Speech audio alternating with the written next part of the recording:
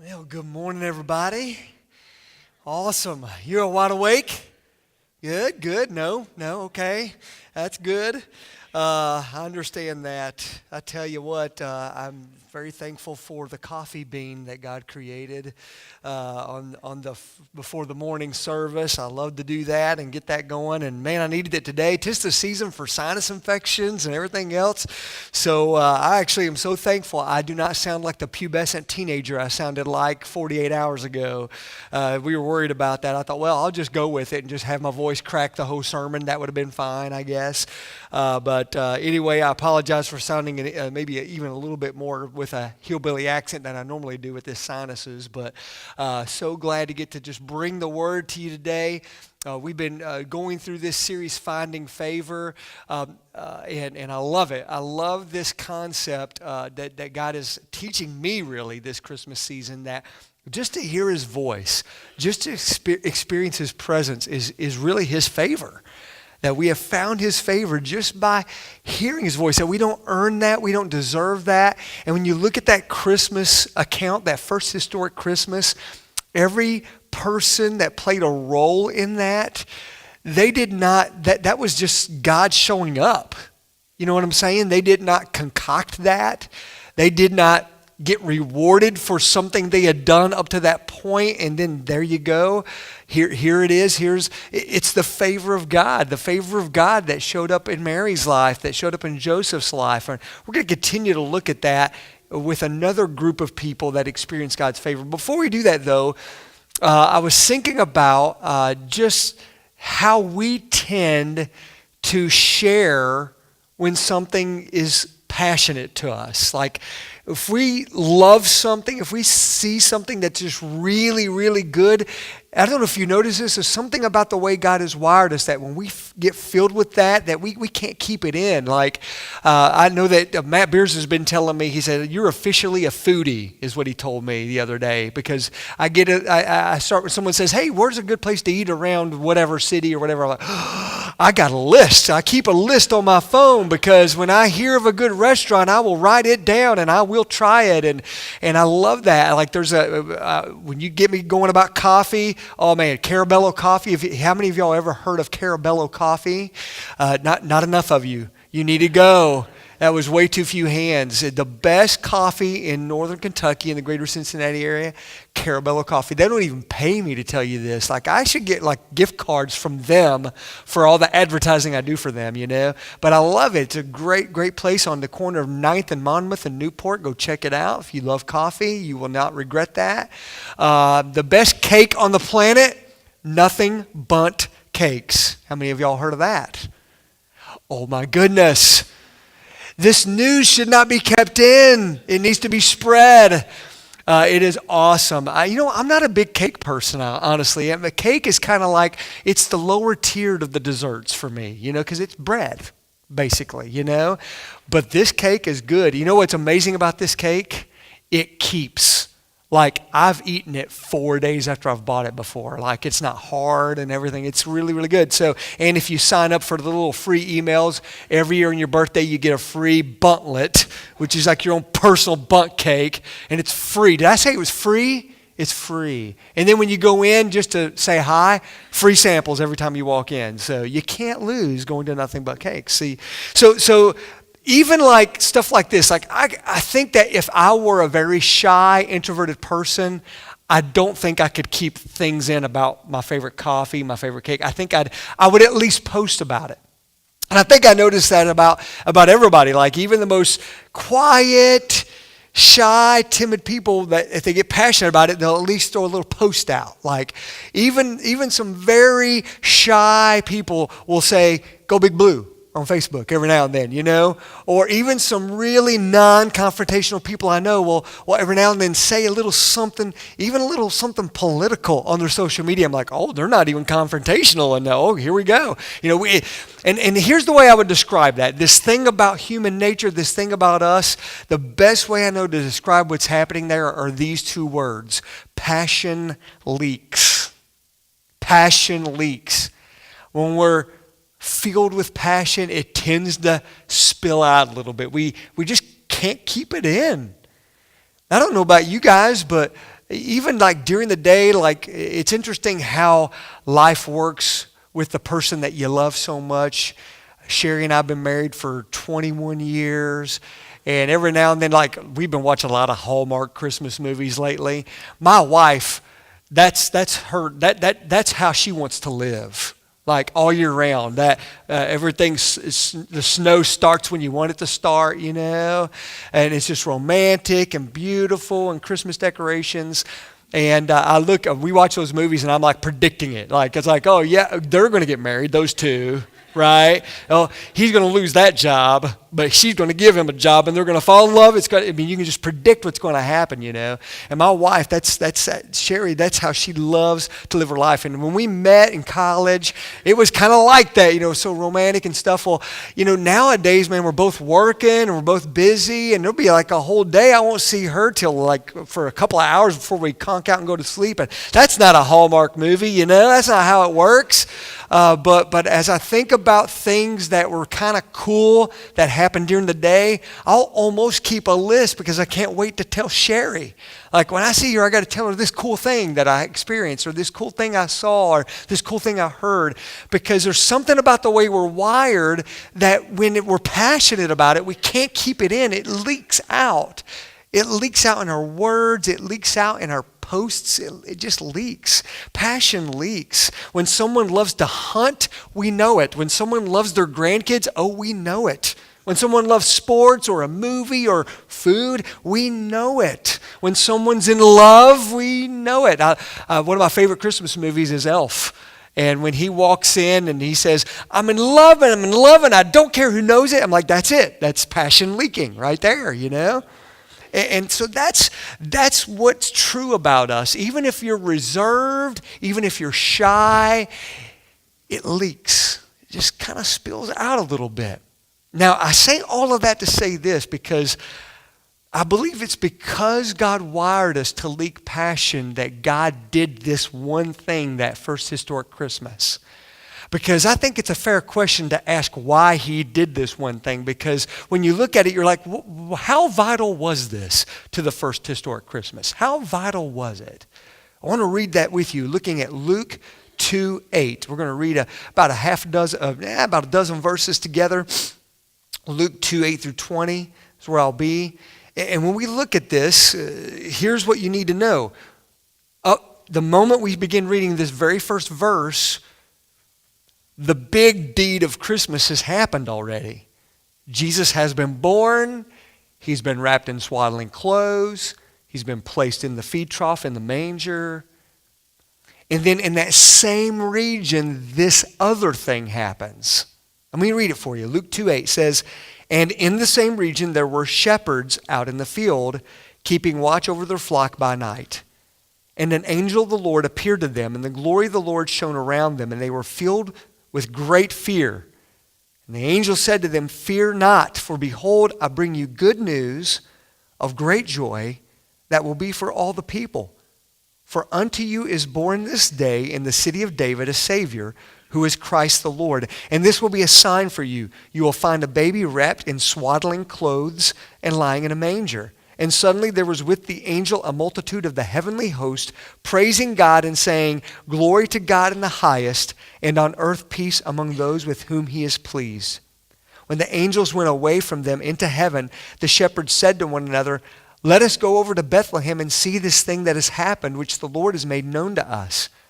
And they went with haste and found Mary and Joseph and the baby lying in a manger. And when they saw it, they made known the saying that had been told to them concerning this child. And all who heard it wondered at what the shepherds told them. But Mary treasured up all these things, pondering them in her heart. And the shepherds returned, glorifying and praising God for all they had heard and seen as it had been told them. So why did God do that? Think about that for a moment. I'm used to hearing this, like the shepherd's part of the Christmas story is kind of, to me, the most memorable part. Like I can kind of remember, I think it's probably from watching Charlie Brown Christmas every year for many years. This is the part they read, as a part of their little Christmas play. So I know this really well, but think this through for a moment. Why? why did God do this? Why did he send the angels to these shepherds? In my opinion, there's only one legitimate explanation for why he did this. He knew those old hillbilly shepherds could not keep their mouths shut. That's it. What purpose does the shepherd's part of this first historic Christmas, what role would you define that they played in this? I mean, it's kind of easy to think about Mary's role. Joseph had a little bit more of a back burner role, but I mean, we talked about this last week. God gave him two things to do. Don't break up with Mary, name the baby Jesus. He did it, and he did it well, and he did his part. Everybody had this role, but what about the shepherds? What was their role? You know, on the one hand, you can almost make the argument that God just wanted to just let these guys have a great experience that night. Like, I'm just going to let these guys have a great night. I'm going to just let the angels just kind of show up in their lives and just, they're like, whoa, I mean, oh my goodness, that didn't happen every night. Watching the shepherds, probably a quiet, boring night most of the night. And then these angels show up and they shone the great light of their glory. And then they go see what the angels told them about, and then it was true. It could be that you can almost make the argument, well, God just was just telling them. I mean, he just wanted them to know, and it was for them to know. It was for them to know and experience.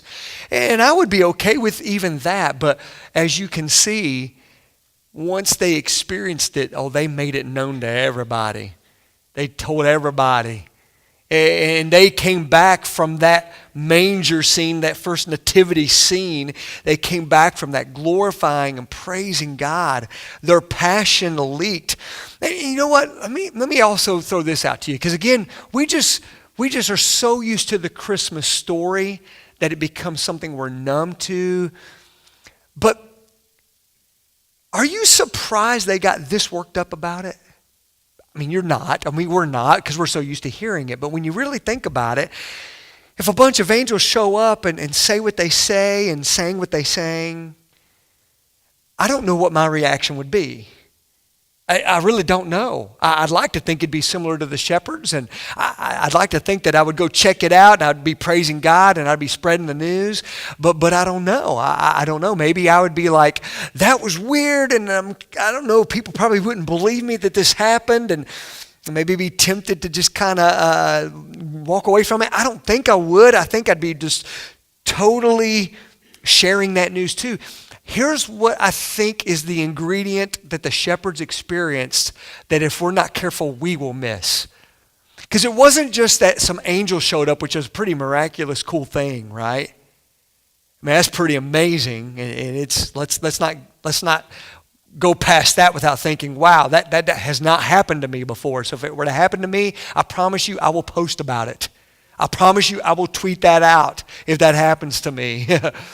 So that's cool enough, and I'm sure that got the shepherds worked up in a lather to tell other people about too. But here's what I think that they got, that if we're not careful, we will miss.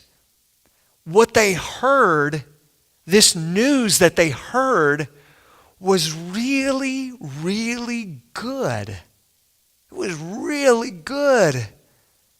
And I think we don't fully grasp the goodness of the news that they heard.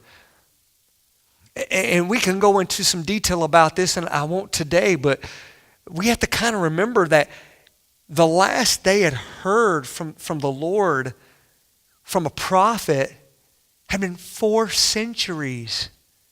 The book of Malachi, the last book of the Old Testament. A lot of people call it the years of silence. I don't know that God fell completely silent for 400 years. I don't know that happened, but certainly Malachi was the last of the prophets. And there was this prophecy that there would be this Messiah that would one day come and restore the kingdom, and a kingdom and a reign that would last forever. And they really had spent 4 centuries, 4 or 5 generations of those who worship the one true God, the God of Abraham, Isaac, and Jacob, that were all waiting for this prophecy to be fulfilled and just waiting for it and just waiting for it. And all that time, there were literally 4 other empires that had come and conquered and come and conquered and come and conquered. And now they were kind of under Roman rule, and the Greek culture had taken reign. And finally, these shepherds hear from the angels this news. The long-awaited Messiah had been born. All the stories they had heard, perhaps even shared over the campfire while watching sheep at night, now the angel showed up and said, it's happened, it's begun, today's the day, tonight's the night. It was good. This was good news. And this speaks to me because I think we forget how good this news is. Friends, what God has done for you is so good, it would be a sin to keep it in. It's so good. The shepherds had found God's favor. We talked about this last week, that just hearing the voice of God means you have found the favor of God, to hear his voice in your life. And the shepherds, I don't know, maybe they had an especially good holy day that day. You know, I don't know. I kind of doubt it. I think it was just another day. They've been watching sheep, and probably some of them had not been really that holy that day at all.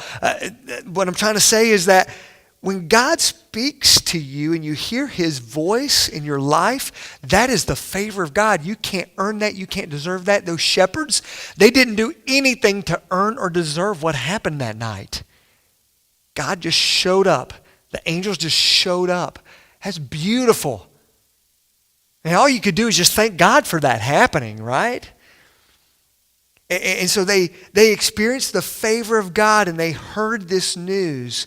And they knew how good this news was. Oh, they knew how good it was. They went and saw it for themselves, and they could not keep it in. And I think our problem is that we miss the goodness of what God has done for us, guys. I think probably that might be one of our biggest problems in life, really, is we let everything else about our lives overshadow the goodness of Christ. Because of Jesus, we now have a shepherd, a healer, a provider, a comforter, a master, a Lord, a rescuer, a peace speaker, a joy maker, a love giver. That's who Jesus is in our lives, and we have him. We have him in us. For many of us in this room, that's the most important thing we ought to do spiritually, is get reacquainted with the goodness of Jesus. To get reacquainted with the goodness of who he is and what he's done for us. And the good news is really good. It's personally good for you. It's so good that it's better than all the other stuff you're dealing with. Are you stressing at all right now these days? Are you stressing that we're 8 days away from Christmas Day? Anybody else stressing just a hair about that? Just a hair? We got more stuff to do than days to do it in. You got some of that going on. Man, I was thinking about this. I actually did a little Christmas shopping this morning online. I was like, man, I'm getting a little bit too, okay, I just need to put it down and not think about it, you know? And I think so much about our lives can crowd out the goodness of Christ and who he is and what he's done and what this Christmas is all about. And you don't leak passion because you don't have it. You can't leak out what you don't have. And maybe that's the most important thing you can ask God to help you with this Christmas is, God, fill me back up with that passion. Fill me back up with the goodness of your son Jesus that you sent for me. You sent him for me. He sent him for you so that you could be with him forever, so that you personally could be with Jesus forever. He did all of that for you, for all of us in this room. Here's what we need to do. Here's what you need to do. Here's what I need to do. It's going to sound like a commercial slogan. Savor the favor of God. We need to savor the favor of God and let your passion do the rest. Savor the favor of God. Just acknowledge how good Jesus is and marinate in his goodness. Take a longer look at it. Think about the impact of what Jesus did. When that baby was placed in a manger, that was for you. And because of that, if you believe in Jesus, if you just have faith of a mustard seed, Jesus said later on, you are forgiven forever for everything you've ever done. You're free. And you will live forever in a place called heaven with Jesus himself and all those who have believed in him. You have the power right now living within you to live the life that God wants you to live. And he's given you purpose. He has a purpose for your life. And you're his child forever. That's your identity, child of God. Isn't that good? That's good. And once you've experienced that goodness, that passion will just take care of the rest, because passion leaks. In fact, I believe one of the best things you can do as a Christ follower, as a Christian, a lot of times we think about, okay, so I need to live the Christian life. What does that mean? Well, I got to do this, I got to do that, I got to do this, I got to do that, I need to not do that, and do this, and not do that. And we can sort of create this thing and make it a religion. And I would argue with you that Christianity is not a religion. Jesus was born and placed in a manger and died on a cross because religion does not save you. A relationship with God himself is the only thing that saves you. He wants to be with you, have a relationship with you. That's what's so good about this. And once you understand that, and once you realize how good this is, then the passion will leak. And guess what? You'll do the things that Christians ought to do, as we say. It'll be very natural because it's just going to leak out. Because it's so good. It's so good. We favor finders will quickly become favor spreaders for the favor seekers. In many ways, our role here in 2017 in America, in northern Kentucky, greater Cincinnati area, isn't much different than the shepherds. To just understand how good this news is and not be able to keep it in. We are favor spreaders.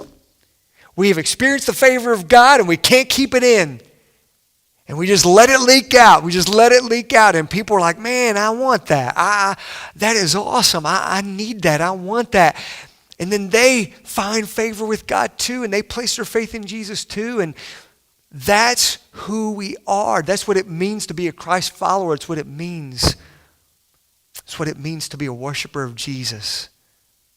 That's what the shepherds did. It was easy, it was natural, and God knew they would do it. That's why he showed up. That's why he spoke to them. It's why he gave them his favor with that angelic host. He knew they would do this. He knew they wouldn't be able to keep it in.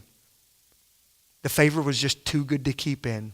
Friends, it's not just Christmas cheer that you spread. It's the life-saving news of Jesus and his goodness. That's what you spread. It's so good, it'd be a sin to keep it in. So don't. Be free. Be free. We've been saying this over and over. I'll say it again. God's favor will free you and fulfill you. Why? Because you didn't earn it. You didn't deserve it. It's his favor. And when you hear his voice speaking in your life and you just do what it says, that's finding his favor and following it. That's freeing. You don't have to dream up what you got to do for Jesus. He'll tell you. You just follow his favor. You just enjoy the goodness of God and let it leak out. And as a result of that, God will use you to impact the lives of those around you without you even hardly trying. That's what's beautiful about the favor of God. It will free you and it will fulfill you. But it's your choice to do that. I want to give you maybe 3 things to consider. as we begin to close this morning. We always talk about what's your next step. What is your next step with Christ? And there's 3 things that might be your next step. The first one, to find his favor. Or savor that favor. Or spread that favor. One of those 3. Which one of those 3 is what God is telling you that you really need to do this morning? You can't savor what you don't have. You can't spread what you don't have. And if you're in this place this morning and you have never placed your trust in Jesus, if you are not 100% certain that if you breathe your last breath today, that you would open up your eyes in the presence of Jesus, then settle that today. The reason the angel showed up to the shepherds was to let them know there's some great news. You can know that you know that you know that you know that you'll spend forever with God in heaven because this baby Jesus was born. And friends, that's the good news I want to declare to you today. You can have certainty, complete assurance that you could spend forever with Jesus. The Bible says in Romans 10:13, everyone who calls on the name of the Lord will be saved. He's a prayer away. You just have to take a step of faith and say, God, forgive me and save me. You knowing that he did all this for you is his favor. And he's spoken that into your heart. All you have to do is receive it and find his favor this morning. And if you've done that maybe months ago, maybe years ago, for some in this room, for some of us, decades ago, do you realize how good this is? It's so good. It's better than anything that you could ever experience or accomplish or hope for, and you have it. And so maybe your next step is to say, God, help me to savor that. Help me to get reacquainted with how good this is. Because I'm missing it right now. I'm letting the stress and the stuff of my life water it down or put out that flame. Your passion isn't leaking because you don't have it. Ask God to restore it. Say, God, help me to savor the favor that you once gave me years ago. Let me get reacquainted with it once again. Let me walk out of here this morning saying, yeah, he's good. It's so good to have Christ in me. It's so good to know him as my Savior and my Lord. Maybe that's your next step, is to savor that favor. Or finally, maybe you've been doing that, but I don't know why. You've been kind of keeping it locked up. Man, God didn't give you that favor to keep to yourself. Spread it. Don't be ashamed. Don't be afraid. Let it leak out. Because God has a plan to use you to help someone else find his favor and have their life changed forever, just like yours. Let's ask him to help us do that, all right? Let's pray. Father, thank you for giving us your favor, even though we don't deserve it, even though we haven't earned it. Lord, in this room, there might be one who has never trusted in you. Father, speak into their hearts now. Help them to hear your voice. And then I pray that they would pray and say yes to you right now. God, help us to get reacquainted with how good you are. Let it fill our hearts and may it leak out to all those around us. Use us to spread your favor. In Jesus' name I pray. Amen. Amen.